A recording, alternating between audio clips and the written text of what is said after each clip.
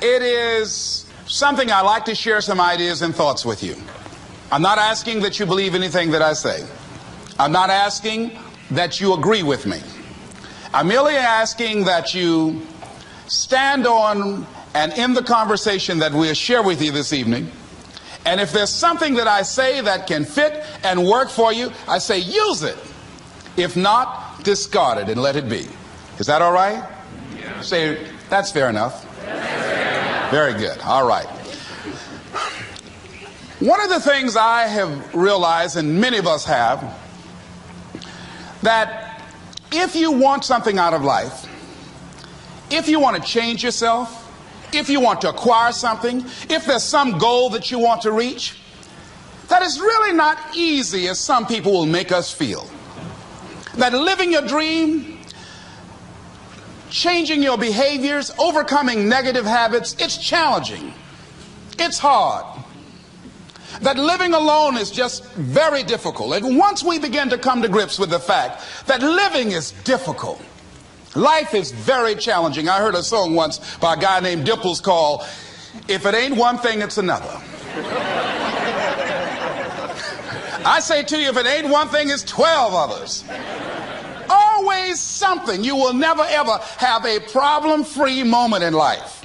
Somebody said, and I like this, that you either in a problem or just left one or headed toward one. Anybody found that to be so? Raise your hand if you know what I'm talking about. I mean, there's always something. So how do we begin to nurture that hunger? What are the characteristics or the qualities of people that are hungry? What will it take for me to get some of the things that I want? And being hungry for those things. Number one, you've got to work on yourself. It's very important that you engage in an ongoing process to develop you. Spend more time on yourself than what you've been spending. It's very important. You owe that to yourself. I was reading a book by Og Mandino called The University of Success. Read one line, gave me a chill. I didn't have to read anything else in the book. He said, many of us never realize our greatness because we become sidetracked by secondary activity. We spread ourselves too thin. Don't know how to say no. And we find ourselves doing all kinds of things and never ever have time to do those things that we need to do to work on ourselves. And then there goes a second. There goes another second. There goes another second. And we can't stop and hold time. And before you know it, you wake up one day and you're behind on your dreams and your bills.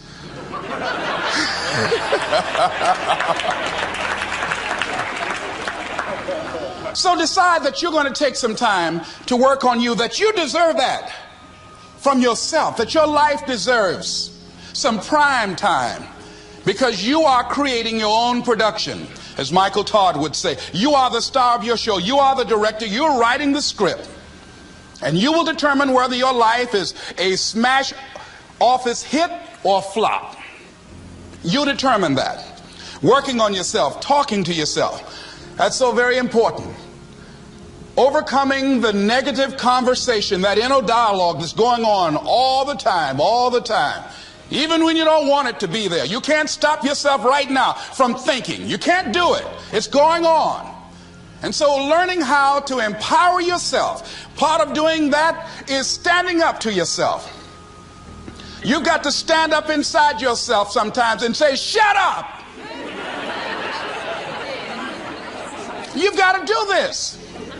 I was going to give a presentation, and this voice inside of me saying, you can't do this. You don't have everything it takes. I shut up. Yeah, I'm behind on my bills, and you're telling me what I can't do. I have got to do it. You'll get scared sometimes. Your mind will go blank on you. Some people you will allow to unnerve you, and you wonder, what's wrong with me? I'm not crazy. That's why you've got to learn to make a conscious, deliberate, determined effort to stand up inside yourself. Working on yourself, watching that inner dialogue, it will determine the quality of your life. I don't believe this. I know this. I've had a challenge of losing weight. I'm walking through the airport, this voice say, why don't you have some M&M peanuts? No!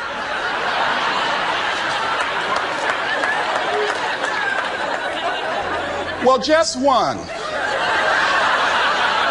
Then after you eat that, you might as well have a Snicker now, you sucker. I mean, it's challenging. My mother fixed the kind of sweet potato pie you can't eat with your shoes on. Have to take your shoes off so you can wiggle your toes. It sticks on my fingers. It says, eat it. One little bite won't hurt. That voice, constantly. Little demons from Colonel Sanders driving my car in there. I had to say, no. I'll diet tomorrow. I saw a skinny man get hit by a truck. Had he had a little bit more weight, he might have lived, you know. Some of you know what I'm talking about. Raise your hand if you know that. That voice is awesome. So you have got to stand up to that voice. When you're working on something you want to achieve, you have got to stand up to that voice. You've got to sell yourself every day on your abilities, on what you're doing, on the goal that you want to reach. You've got to sell yourself every day, according to your level of belief. It will manifest itself in what you're doing. Whatever we have right now, whatever we're demonstrating in our lives, is a result of what we believe subconsciously that we deserve. And part of increasing that belief level is that you have got to convince yourself every day. You've got to sell yourself. I do a lot of training for many corporations, and I conduct sales seminars, and I've heard all kind of guys doing techniques and training people techniques of how to close sales and how to work with and begin to control the sale and how to ask for the close. Let me share something with you. You can learn all the techniques in the world. If you don't believe in yourself, it won't happen for you. I learned all of it. So that's why I do a training called Focus on the Seller. You've got to focus on you. And as you convince you, as you sell yourself every day, you will begin to see a difference in the things that you're doing. Selling yourself on your ability to perform a job, to achieve a certain objective. Telling yourself every day, here I go again. And I got what it takes. This is my day. And nothing out here is going to stop me. And when you go out there, life say, come over here. Say it again. Well, I'll be back tomorrow. That brings me to the next thing. It takes courage to act. Part of being hungry when you've been defeated, it takes courage to start over again. I used to do door-to-door sales, and I was working with another friend of mine, and door-to-door sales, I mean, it's punishing. It's cruel and unusual punishment. And I was a little boy knocking on the door. Hello, would you like to buy a nice working television set? No money down? No! Bam! They slammed the door in your face. And the friend of mine that was working with me, they slammed the door in his face, and I looked back, and he was going to the car. He said, I can't do this. And he sat down in the car. And he said, you go ahead, I'll be here when you get back. Now, he had a mother and father to take care of him. My mother was ill. I am adopted. I was hungry. I had to go on. I learned something about myself. That when you step into your fears, somebody said, it was Winston Churchill, he said that courage is going from failure to failure without losing enthusiasm. When you step into your fears and continue to push yourself to go on, something happens for you. It will enable you to transcend yourself. I went to the next store. You like to buy a nice working television? No! Bam! Went to the next one. No! Bam! After a while, I no longer took it personal.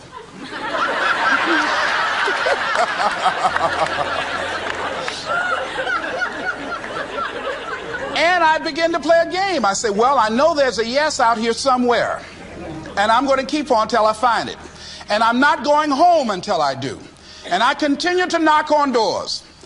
And then somebody eventually would say yes. And I said, are you sure? And I would go in there and I would get the sale. When you have something you want to do, if you don't develop the courage to do that which has been given you to do, and you spend a lot of time going around trying to convince other people or trying to get their approval, what will happen is that you will lose your nerve. And other people will convince you that what you're doing doesn't have any value, and you'll give up on your dream. It's an interesting thing about life, I've also found, that if you don't have the courage to act, sometimes, and particularly, if you have something special to do, life will move on you. If it were not for life, I would still be a disc jockey.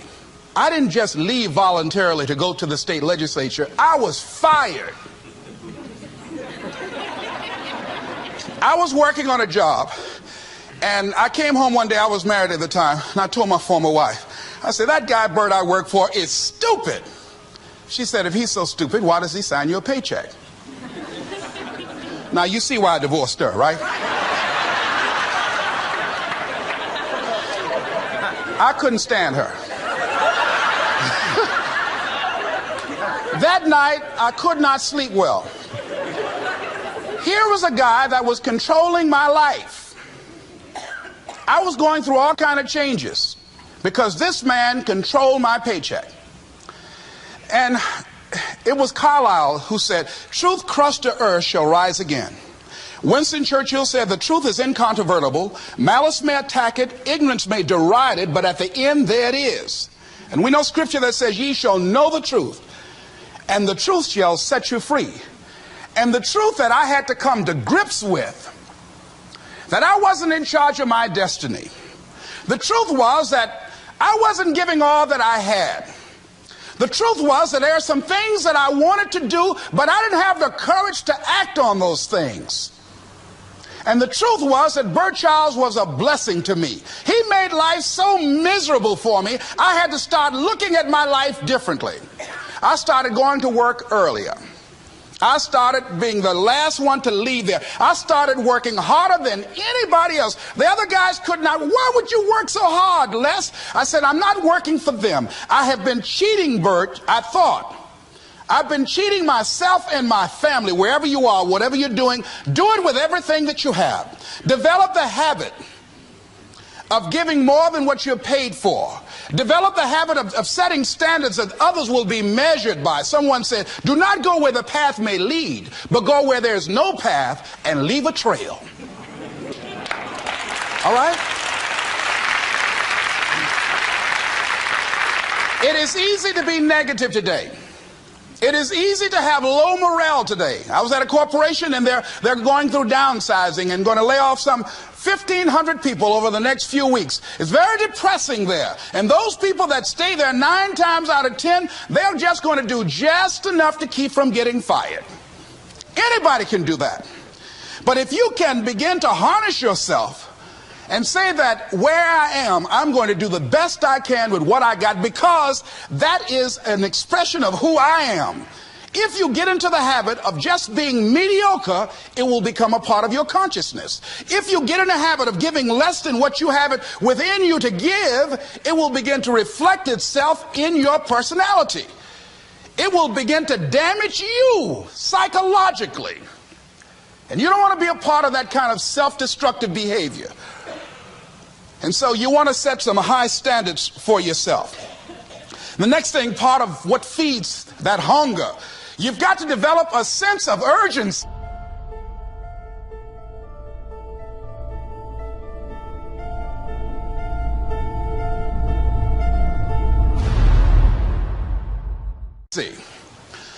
Aurelia said, stop living your life like you have 1,000 years to live. In life, you're either here today and you're gone today. If there's something that you want to do and you can't do it all at one time, do just a little bit of it. I like what Robert Schuller says. He said, by the yard it's hard, but inch by inch anything is a cinch. Do just a little bit of it. A friend of mine, Bobby Kerr, used to be a roommate. Bobby wanted to go into the area of public relations. He loved working with the public. Young lady he wanted to marry named Clarice. Bobby was a great procrastinator. Pretty soon the job where Bobby worked, they transferred him to another location. He went out to celebrate with the people on that new job site. And Bobby suffered a massive heart attack and died. Bobby didn't drink and didn't smoke, was under 40, and he died. Ask you a question. How much time do you have left? How much time do you have left? When you start thinking about that, we don't know. We don't know. Bobby took all the greatness and all of the talent and all of his abilities to his grave with him. One of the things he could have put in parenthesis under his name, he didn't use all his stuff. And most of us do that. Most of us don't use the stuff that we have brought into the universe. And we want to make a conscious, deliberate, determined effort to start living life with a sense of urgency and using what we've got. Using ourselves up. Sharing what we brought into the universe to share. Because if we don't, nobody else will. Stop wasting valuable time, knowing that if we begin to live our lives as if each day were our last, our lives will take on a whole new meaning. They take on a whole new expression, valuing each moment that we are blessed with. The next thing that begins to nurture that hunger, honor yourself as your word. Don't give your word out lightly. When you throw your word out there and you don't honor it, it makes a statement about you. If you decide to maintain a sense of integrity with yourself, that if I speak it, I'm going to live it. It's who I am. And I'm going to be very cautious in how I give my word to others, and most of all with the commitments that I make to myself, because I want my life to reflect my words and honoring who I am and what I express. Another challenging area in terms of nurturing and developing that hunger in yourself is learning the art of becoming single-minded. Learning how to concentrate. Learning how to focus in. And you'll be surprised at the things that you're able to do. When you learn how to block things out, when you learn how to keep thine eyes single, you'll be surprised at the ideas that will come to you, of the people that you'll be able to attract, of the opportunities that you'll be able to see. You'll begin to see things that have been standing there looking you in the face, saying, I can't believe this has been here all this time. Here's a habit that I do. Maybe it might be of some value to you. I get up in the morning and I start writing what great ideas that I can think of today that can improve me and that will enable me to reach my goal. And I just let my mind flow. Sometimes I write 15, 20 ideas. Some days it's more difficult than others. One idea can change your life. One idea can turn your life around. Deciding that you're going to focus to develop your skills. A guy was the new owner of a baseball team that was in the basement of the league when he took it over. He went to the pitcher and he said, what is your best throw? He said, well, I got a good curveball and I've got a good fastball. And he went on talking about his different throws. He said, but tell me this, what is your best throw? He thought for a moment. He said, I've got a good fastball. He said, that's all I want you to work on. Nothing else. Just develop your fastball. The next year, they went to the World Series. Most people don't know where their fastball is. Most people go through life never discovering what their talents are. Most people never develop their talents. They have skills and abilities, but if you don't nurture them, if you don't develop them, they will never serve you. Your gifts can take you many places if you develop your gifts. Most of us don't like to do those things that come easy to us. I've always loved to talk to people. I decided, taking this advice, to develop my skills as a speaker. And my gift has developed and it's taken me many places. You have something that you brought to the universe, and that if you decide that my life deserves my developing this, what I do well, and becoming the best at it, and mastering myself, and seeing what I have within me, if you decide to drop your buckets where you are and develop your gifts, I grant you, you'll never ever be without. I grant you that your gifts will take you places that will literally amaze you. I grant you that if you begin to work to develop your gifts, you'll develop a strong sense of happiness. You'll get a larger vision of yourself, because part of beginning to get a larger vision of yourself, all of us need some area of our lives where we can have a feeling of competence. That people know when they think about this area, that's something you do. That you eat and sleep that. And that you do that. You do that.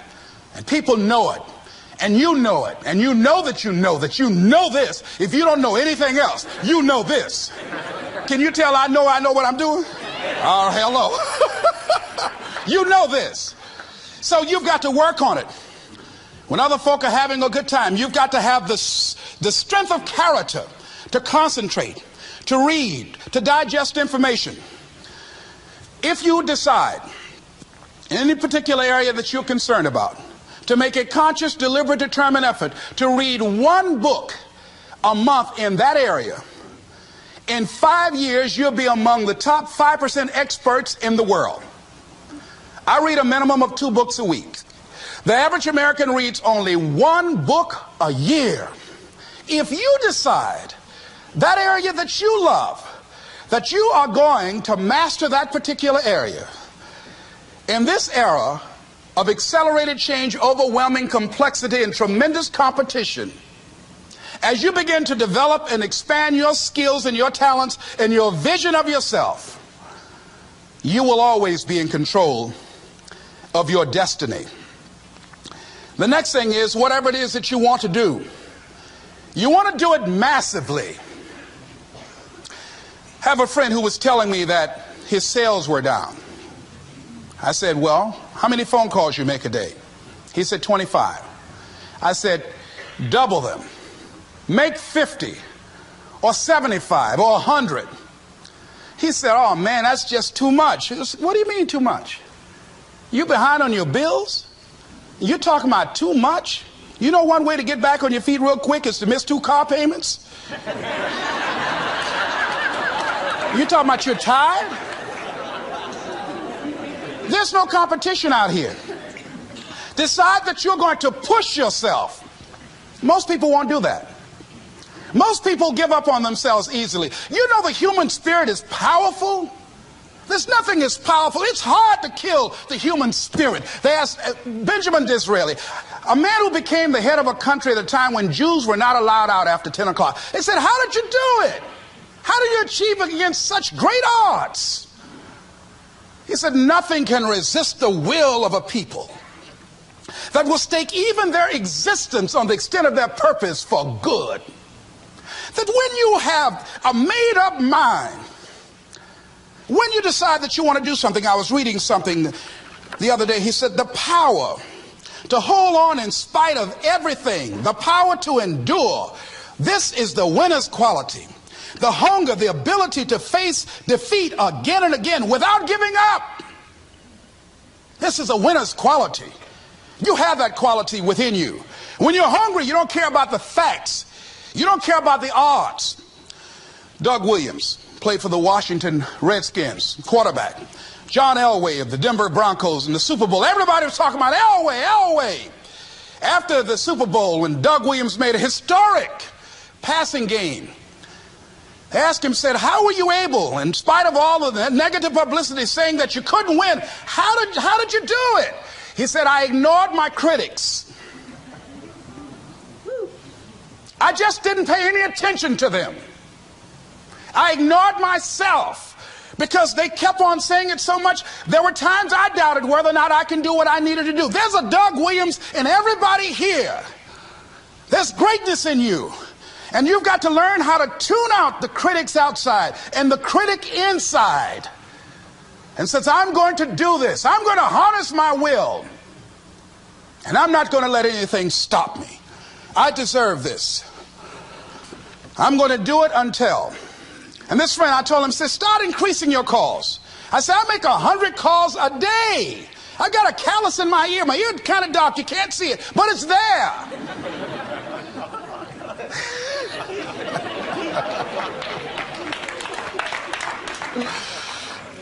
His sales have increased. He's working harder now. The other thing is that if you want something, you have got to be relentless. You've got to learn how to become resourceful. You've got to learn how to become creative. When crises strike in your life, and in the Chinese language, crises mean danger, but it also means opportunity. And this is an opportunity for you to grow. And you've got to be so relentless, regardless of what comes down the pike, that you're always looking for a way to get over, always looking for a way that you can break through, always looking for a way that you can win.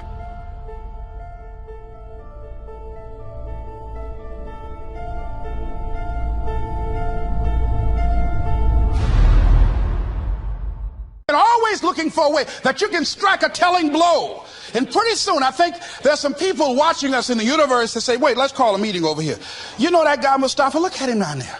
He won't stop. Just that fool don't know he can't get over. Look here. Why don't we do this? Let him go and let's mess with somebody else. Just let him go on through.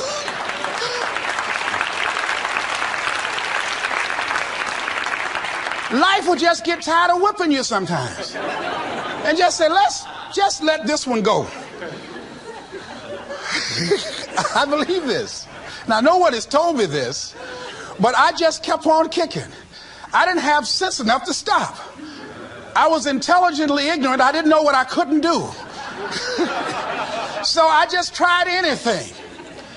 And the fascinating thing about life, because you can't get out of it alive, you might as well have a good time, you know? You might as well have a good time.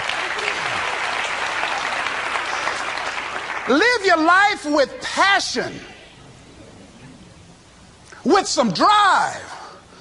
I was giving a seminar the other day, and I mentioned that I was going to do some training in August with some young teenagers and take about 100 away to a 2 or 3 day camp and wipe them out. Been working on this. So after the speech, one of the parents walked up to me and said, Mr. Brown, I'd like for you to do something for my son. He's not motivated.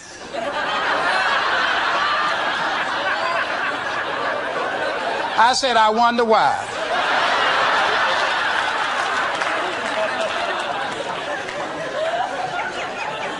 I wonder what's wrong with him. He had no fire whatsoever. See, what you do speaks so loudly folk can't hear what you're saying. And so if you don't have any fire, you know, you've got to watch the people, the relationships that you develop. Have people of kindred mindsets. If you're around folk who are dead and negative all the time, they will affect you. You want people that are around you that have smiles on their faces, looking good. I was telling a group last week, Abraham Lincoln refused to hire a guy because of his face. They said, but the guy can't help it. He said, anybody over 30 is responsible for their face. If you have some depressing face looking at you every day, it affects your blood pressure. Keep these dead faces away from you. It's contagious. This is serious. So you've got to watch your countenance, watch your face, have an uplifted expression, watch your body posture. All of these things affect you psychically. You've got to be the kind of person that you are fearless. Fearless. Folk leave fearless people alone. There's some people walk through a neighborhood and every dog in the neighborhood would bark at them.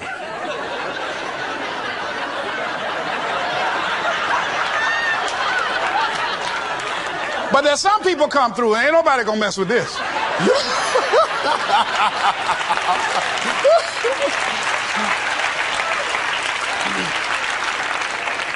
You are unstoppable. And because you are unstoppable, because you've got power that you haven't even begun to use yet, You owe it to yourself to release your brakes. How many of you have had the experience of pulling out of your driveway and you mashed on the accelerator and the car was just going, and couldn't move, and you mashed harder and it couldn't move, and then you discovered you had your emergency brakes on, and then you release those emergency brakes and it goes, choo! Have you ever had that experience before? Most of us go through life with our brakes on, holding back, not giving all that we have, not sharing all of ourselves. Most of us go to our graves still holding on rather than releasing it. What are some of those things that keep us from releasing it? Because of past experiences, past defeats, past pain. We look back, well, it didn't work out then. It probably won't work out now. Many people get confused their performances with who they are. I was reading Pat Riley, the coach of the Los Angeles Lakers.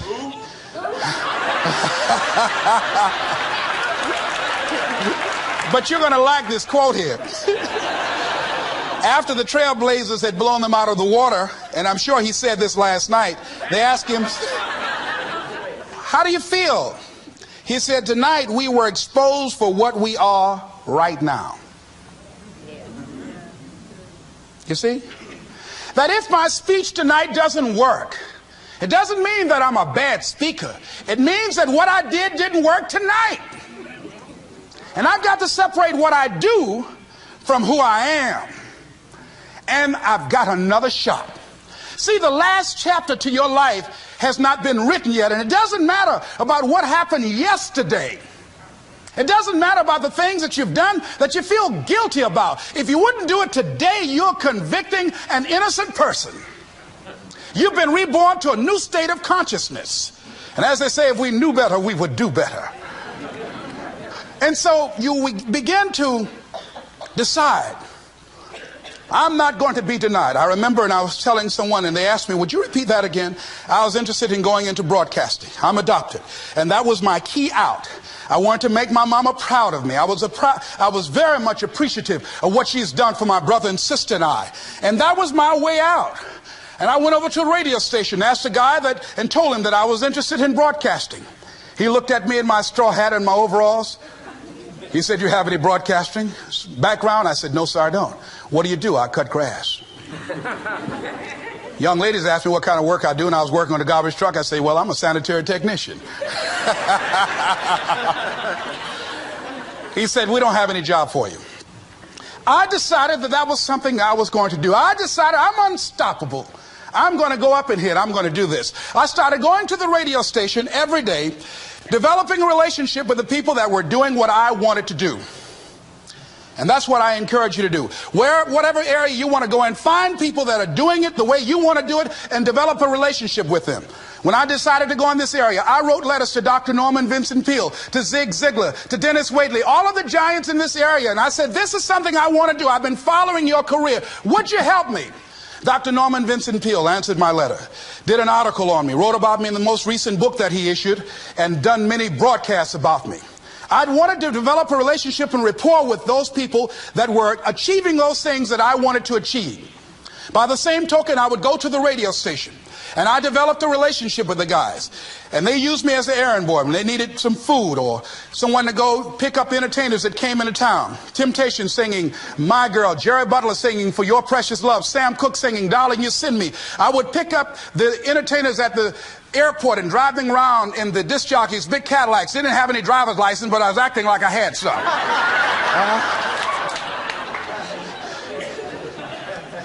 Every day I used to go home and work on my communication skills, developing myself. It was Whitney Young. He said, it's better to be prepared for an opportunity and not have one than to have an opportunity and not be prepared. Start working and developing yourself now and prepare yourself for what it is that you want, because you expect to get it. And when the disc jockeys were in the control room, I would go in and watch them and develop a trust level, and they would let me stay, and I would watch and observe them working the controls. When you want something out of life, don't worry about how you're going to get it. How is none of your business. The most difficult thing it is to hold the vision. It's to hold the vision. So there I was at the radio station. A guy was on the air and he started to drink by the name of Rock. I was outside the window looking at him and watching. Hungry and ready, saying, drink, Rock, drink. Pretty soon the phone rang. It was the general manager. I said, hello? He said, Les, this is Mr. Klein. I said, I know. He said, Rock can't finish his program. He's slurring his words. I said, I know. Can you work the controls until one of the other disc jockeys come in? Would you call them? I said, yes, sir. I hung the phone up. I said, now he must be thinking I'm crazy. I called my mom and my girlfriend Cassandra. I said, y'all come out on the front porch and turn up the radio. I'm about to come on the air.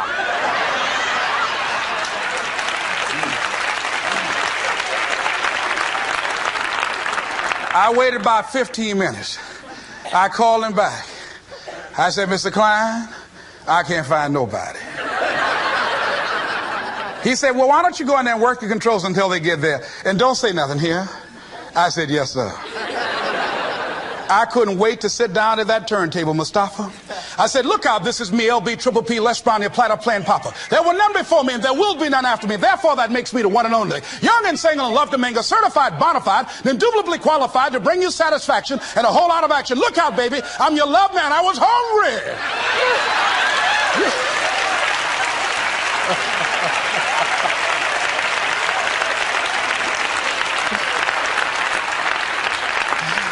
Shake somebody's hand on your right and left and say, you've got to be hungry.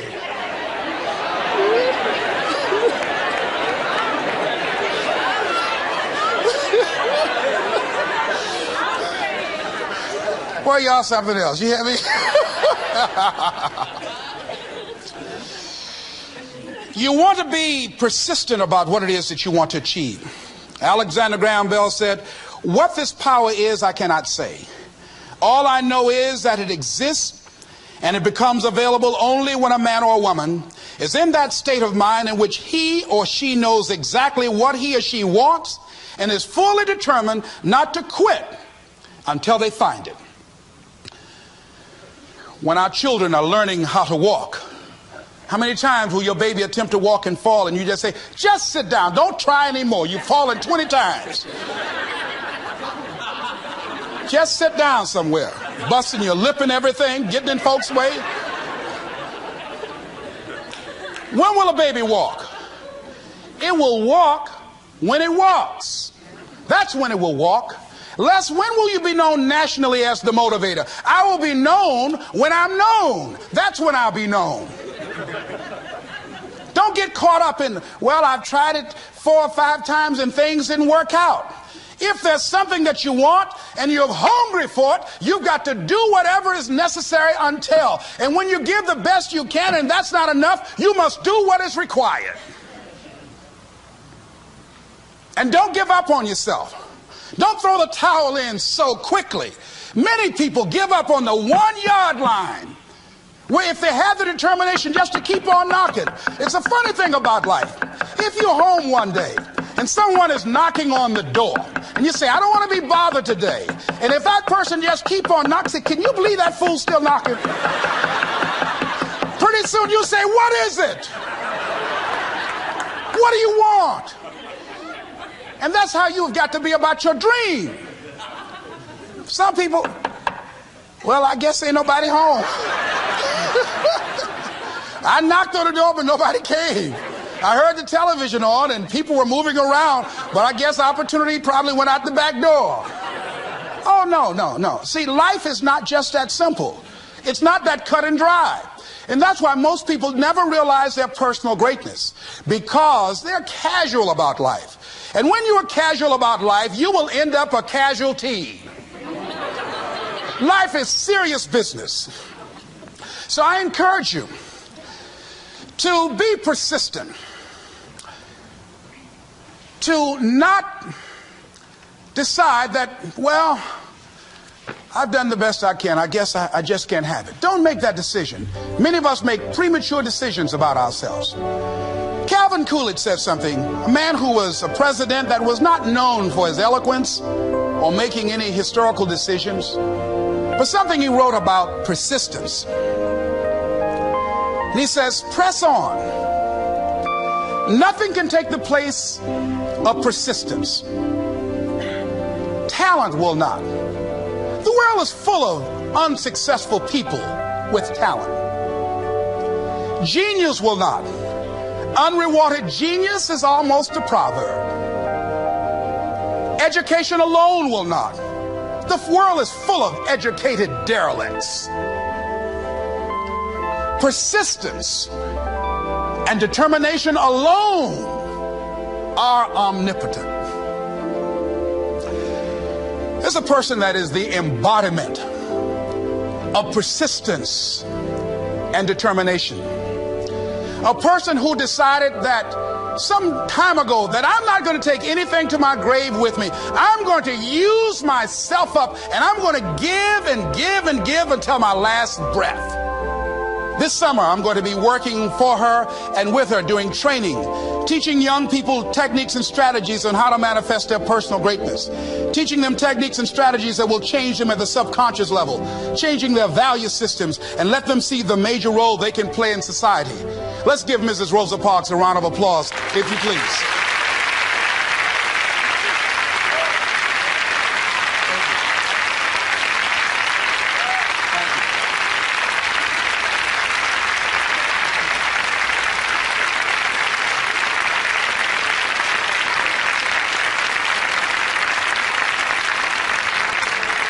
Here we are in the presence of greatness. Mrs. Parks, people over here couldn't see you. Would you come up? Could you? She's such a beautiful person.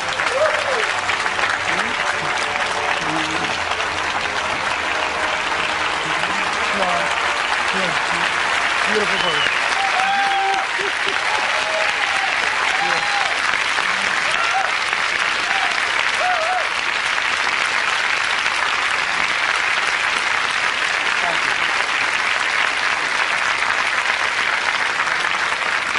I encourage you to see Mrs. Parks and Mrs. Elaine Steele about the Rosa and Raymond Parks Institute for Self-Development. If you're interested in your children participating in that, they have some information over here to share with you. It is just fascinating and just a blessing to have this woman when a lot of folk who are giving up. And here this year she celebrated her 75th birthday and still has a dream of being an instrument of change. And there is a Rosa Parks in all of us who made a decision at one point in time, standing on the platform of oughtness, as Immanuel Kant talks about in a book called Critique of Pure Reasoning, that there's certain things we know we ought to do. We just know it. We owe it to ourselves and those around us. I don't know what your dreams are. I don't know what your goals are. But let me leave this with you.